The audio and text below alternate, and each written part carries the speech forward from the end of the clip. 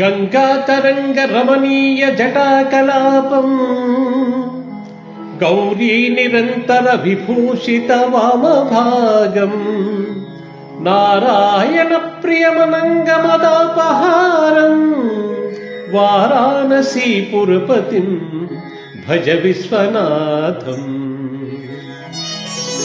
वाचामगोचरमनेक गुणस्वरूपम् वागीश विष्णु सुरसेवित पादपीठम् वामेन विग्रहवरेण कलत्रवन्तम् वाराणसीपुरपतिम् भज विश्वनाथम्।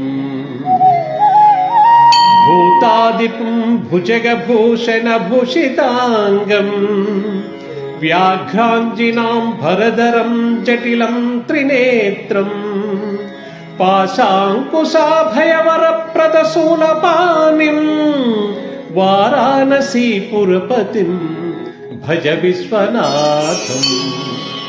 सीतांशुशोभित किरीट विराजमानम् पालेक्षणातल विशोषित पञ्चबाणम् नागादिपारचित बासुर कर्णपूरम् वाराणसीपुरपतिम् भज विश्वनाथम्। पञ्चाननम् दुरितमत्तमतङ्गजानम् नागान्तकम् धनुज पुङ्गव पन्नागानम् दावानलम् मरणशोकजराटवीनम् वाराणसीपुरपतिम् भज विश्वनाथम्। तेजोमयम् सगुण निर्गुणमद्वितीयम् आनन्दकन्दमपराजितमप्रमेयम् नागात्मकम् सकल निष्कलमात्मरूपम् वाराणसीपुरपतिम् भज विश्वनाथम्। आशां विहाय परिहृत्य परिष्य निन्दा उपेरदिं च सुनिवार्य मनः समाधौ आधाय हृत्कमलमज्जगतं परेशम् वाराणसीपुरपतिम् भज विश्वनाथम्।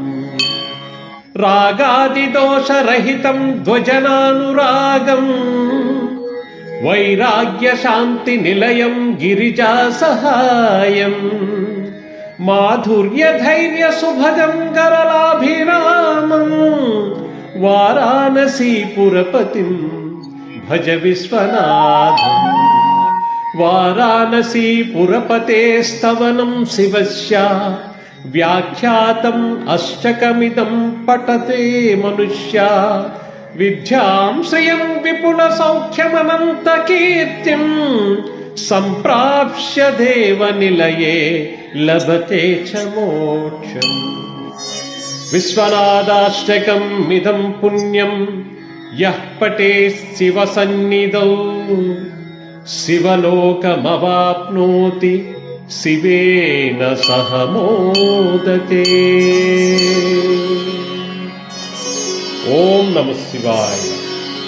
ओम नमः शिवाय। ओम नमः शिवाय।